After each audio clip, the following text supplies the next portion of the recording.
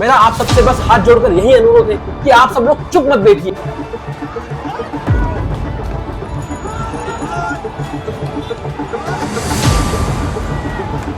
जब आप उस लिंक पर क्लिक करेंगे तो आपको वहां पर एक वोटिंग के लिए सेक्शन मिलेगा, जहां पर आप अपना सपोर्ट दिखा सकते हैं, अपना वोट कर सकते हैं।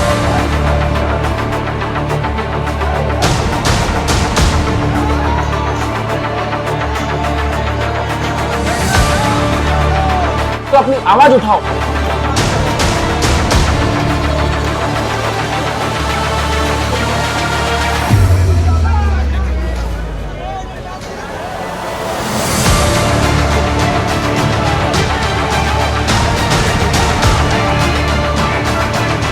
लेकिन क्या आप लोगों को ये सब देखकर गुस्सा नहीं आता? क्या बांग्लादेश के उन भक्तों के ऊपर दया नहीं आता?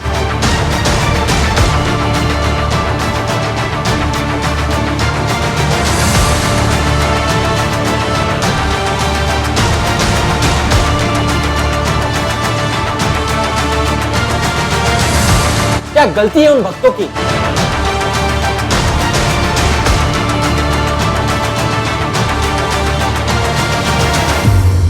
अगर आज हम होते उनकी जगह बांग्लादेश में, तो हम और हमारे परिवार पर क्या बीतती?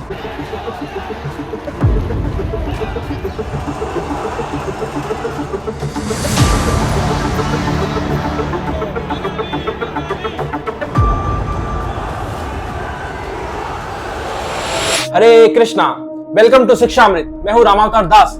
आज के समय जो बांग्लादेश में हो रहा है वो बहुत ही ज्यादा चिंताजनक है। आई होप कि आप सबने इस चीज के बारे में न्यूज में जरूर सुना होगा और कुछ आर्टिकल्स भी देखे होंगे कि इस्कॉन के एक डिवोटी को बांग्लादेश पुलिस ने अरेस्ट कर लिया है और दुनिया भर में कई संगठन including the government of India, यहाँ पे आप देख पाओगे कि गवर्नमेंट ऑफ इंडिया ने ऑन रिकॉर्ड स्टेटमेंट दी है कि इस्कॉन मंक चिन्मय कृष्ण दास को अरेस्ट कर लिया गया है इन बांग्लादेश। और इसी के कंटेक्स्ट में भारत सरकार ने ये कहा है कि हमने नोट किया है deep concern the arrest and denial of bail. पहले अरेस्ट कर लिया गया, उसके बाद बेल के लिए भी बिल्कुल मना कर दिया गया। तो Shri Chinmoy Krishna Das who is the spoke person, जो स्पोक पर्सन है ऑफ बांग्लादेश सम्मिलित सनातन जागरण ज्योत, यह इंसिडेंट फॉलो करता है multiple attacks on Hindus and minorities by extremist elements in Bangladesh. आपको यह जानना जरूरी है कि 25 नवंबर की रात इस्कॉन के भक्त चिन्मय कृष्ण प्रभु को ढाका पुलिस ने एयरपोर्ट से अरेस्ट कर लिया था। उसके बाद 26 नवंबर के दिन में बहुत सारे विरोध प्रदर्शन हुए और हिंसाएं हुई।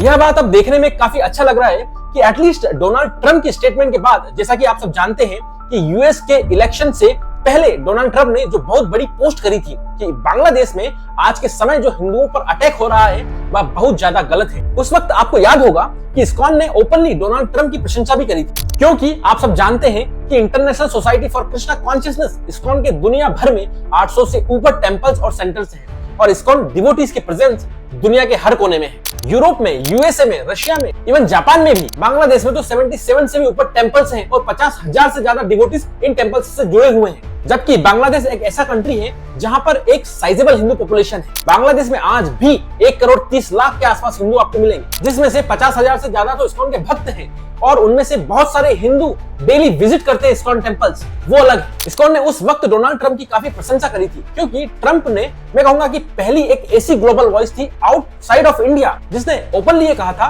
कि आज के समय बांग्लादेश में जो हिंदू के साथ हो रहा है वह बहुत ही गलत है और जब यह पावर में आएंगे तब वे इंश्योर करेंगे कि ऐसा ना हो। और ट्रंप की स्टेटमेंट के बाद मैंने यह देखा कि भारत सरकार भी ज्यादा और एक आप कहेंगे कि to the point language use कर रही है। हम डिप्लोमेटिक लैंग्वेज को पीछे छोड़कर जो मेन रियलिटी है, जो हो रहा है आज के समय बांग्लादेश में ग्राउंड लेवल पर, उसके हिसाब से हम ज्यादा बात कर रहे हैं। तो यहाँ पे ओपनली भारत सरकार कहती है कि मल्टीपल अटैक्स हुए हैं और हिंदूज इन बांग्लादेश, कई डॉक्यूमेंटेशन है, वीडियोस हैं जिनमें लोगों के घर लूटे गए हैं, बिजनेस एस्टेब्लिशमेंट्स को लूटा गया है, कई जो मंदिर हैं वहां पर चोरियां हुई हैं। यह अनफॉर्चुनेट है और जो क्रिमिनल है ये तो खुले घूम रहे हैं। मतलब जो अटैक हो रहा है माइनॉरिटीज पर, जो लोग ये अटैक कर रहे हैं उनको तो अभी तक जेल में नहीं डाला गया। मगर अब हम देख रहे हैं कि जो इस्कॉन के इंपॉर्टेंट डिवोटीज हैं, जो बांग्लादेश में स्पोक पर्सन है बांग्लादेश सम्मिलित सनातन जागरण ज्योत के, उनको बांग्लादेश पुलिस ने अरेस्ट कर लिया है।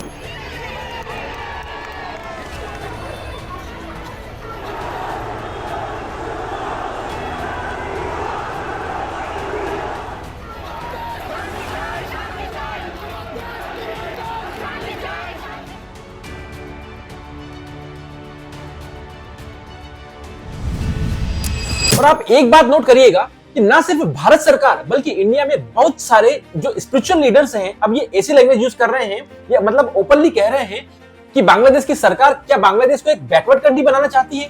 जिस तरीके से बांग्लादेश में क्रैकडाउन किया जा रहा है माइनॉरिटीज पर, इंडिया में कई spiritual leaders for example Shri Ravishankar ने यहां तक कह दिया it is time to unite. और जो आज के समय बांग्लादेश में हो रहा है इट इज वेरी कंसर्निंग और इस्कॉन खुद आज के इस समय इंडियन गवर्नमेंट की बड़ी इंटरवेंशन चाहता है। इस्कॉन ने सोशल मीडिया पे ऐसी पोस्ट की है कि देखिए recently Chinmoy Krishna Das one of the prominent leaders of ISKCON Bangladesh इनको अरेस्ट कर लिया है by Dhaka police. It is outrageous है कि इस्कॉन को आतंकवाद से जोड़कर देखा जा रहा है इन बांग्लादेश और इसलिए इस्कॉन अर्ज करती है भारत सरकार को कि आप इंटरमीडिएट स्टेप्स लीजिए and speak to the government of Bangladesh. मगर आप यहाँ ये कहेंगे कि चलो ठीक है हमने सब जान लिया कि ये क्या घटना हुई, लेकिन वो जो इस्कॉन के डिवोटी हैं चिन्मय कृष्ण दास, चिन्मय कृष्ण प्रभु, उनको क्यों अरेस्ट कर लिया गया है? क्या कारण है, क्या मेन रीजन है जिसकी वजह से उनको अरेस्ट किया गया है? तो आरोप देखिए इनके ऊपर बहुत सीवियर है कि इन्होंने देशद्रोह किया है। बट आप ये पूछेंगे कि सेडिशन का इनके ऊपर आरोप लगा है लेकिन ऐसा क्या कर दिया इन्होंने? तो देखिए टोटल उन 19 इंडिविजुअल्स पर यह आरोप लगाया गया है।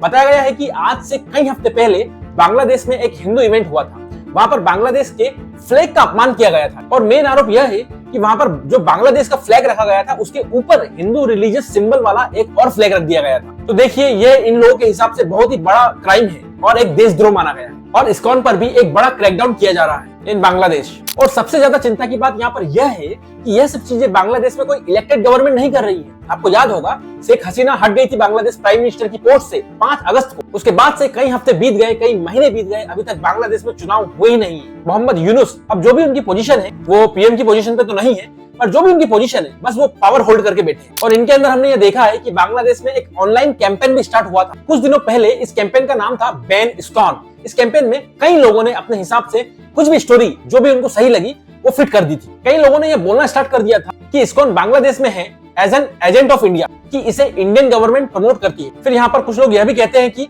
इस्कॉन बांग्लादेश में रिलीजियस हार्मोनी को बिगाड़ रहा है, उसको खराब कर रहा है। कुछ लोग यह कहते हैं कि इस्कॉन मनी लॉन्ड्रिंग कर रहा है, लूट कर रहा है। मतलब खुलेआम बांग्लादेश में कई लोगों ने #इस्कॉन बैन लिखकर इस्कॉन के बारे में कुछ भी आतंकवाद से लेकर मनी लॉन्ड्रिंग से लेकर मतलब बेसिकली दुनिया में जो भी चीज खराब हो रही है उनके हिसाब से इस्कॉन ये सब कर रहा है। तो माहौल कुछ टाइम पहले ऐसा बना दिया गया था, अब जो है law enforcement agencies complete crackdown कर रही है इस्कॉन के ऊपर।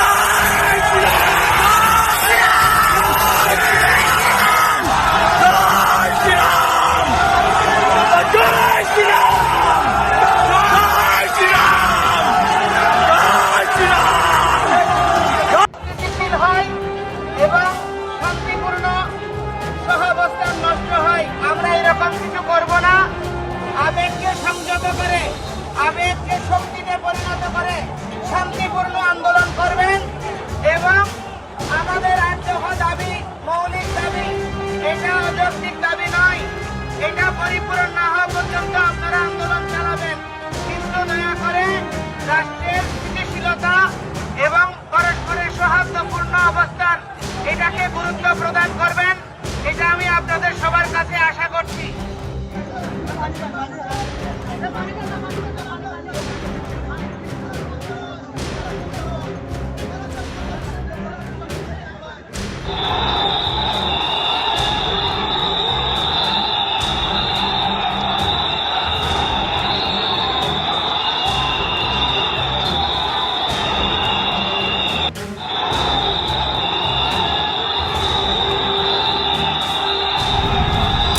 अब यहाँ पर सबसे बड़ा क्वेश्चन ये आता है कि किस तरीके से इंडियन गवर्नमेंट बांग्लादेश के इस्कॉन वाले इस इश्यू पर इंटरवेंशन कर सकती है। देखा जाए तो इंडियन गवर्नमेंट के हाथ में बहुत कुछ है, बहुत कुछ पावर इंडियन गवर्नमेंट होल्ड करती है और इतना पावर होल्ड करती है कि वो बांग्लादेश गवर्नमेंट को, सो कॉल्ड गवर्नमेंट को झुका भी सकती है। इंडियन गवर्नमेंट के पास बहुत सारे ऑप्शन है। देखिए बांग्लादेश इलेक्ट्रिसिटी के मामले में बहुत डिपेंडेंट है। बांग्लादेश में बहुत सारी बिजली नेपाल से आती है और हम भी बहुत सारी बिजली जो है बांग्लादेश को एक्सपोर्ट करते हैं। तो अब क्वेश्चन आता है कि इंडियन गवर्नमेंट क्या करेगा। लेकिन क्या आप लोगों को ये सब देखकर गुस्सा नहीं आता?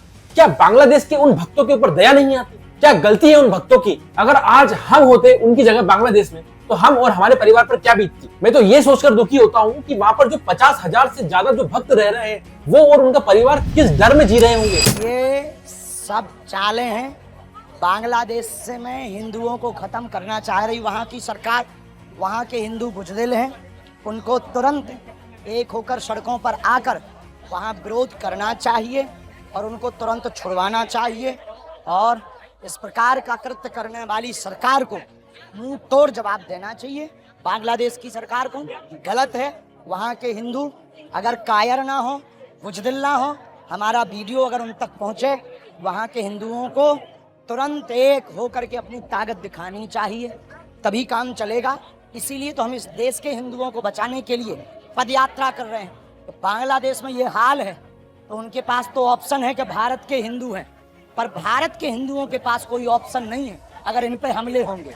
आपकी यात्रा है ये एक हिंदुओं को एक करने की है, इसके बाद अंदर यात्रा चलती रहेगी क्या? पूरे देश में चलती रहेगी, हम रुकेंगे नहीं जब तक हिंदू एक नहीं होगा।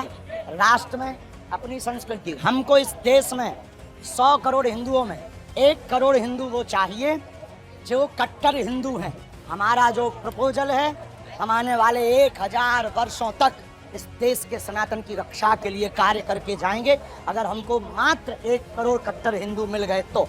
क्योंकि एक बागेश्वर बाबा से हिंदू नहीं बचना है, हमको 1 करोड़ बागेश्वर बाबा चाहिए, फिर इस देश का नया इतिहास है। मेरा आप सबसे बस हाथ जोड़कर यही अनुरोध है कि आप सब लोग चुप मत बैठिए।